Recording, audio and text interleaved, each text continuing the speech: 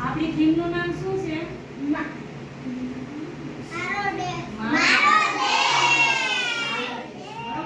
હવે આપણો દેશનું નામ ભારત છે. હવે આજે હું તમને રાષ્ટ્રધ્વજ રૂબરૂ બતાવી, બરોબર? હવે આનું છે આનું બીજું નામ શું છે? હવે તમે જો રાષ્ટ્રધ્વજમાં કેટલા રંગ છે? કયો કયો રંગ છે?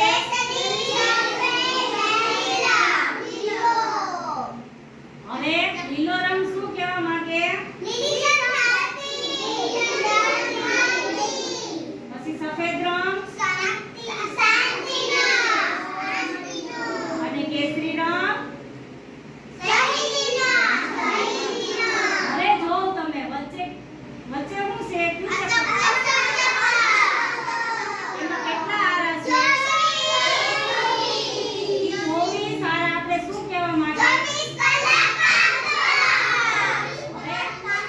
હવે અશોક ચક્ર છે ને એમાં કેવો રંગ છે? જો જોઈએ. પછી આ રાષ્ટ્રધ્વજ છે એને મેં નીચે નથી મૂક્યો, એને મારા હાથમાં ઉપર રાખ્યો. એનું શું કારણ? એને નીચે રાખવાથી શું થાય?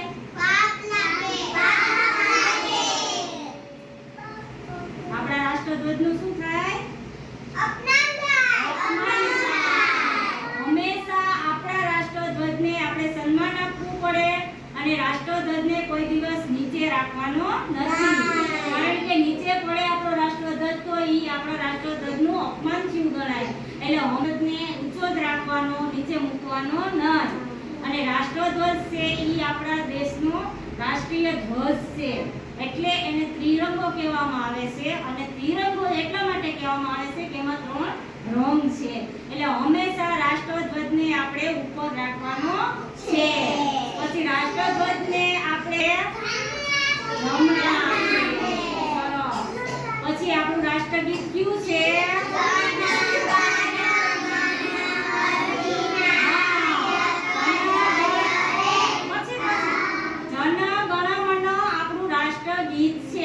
હવે રાષ્ટ્રગીત આપણે બધાએ અત્યારે ગાવાનું છે.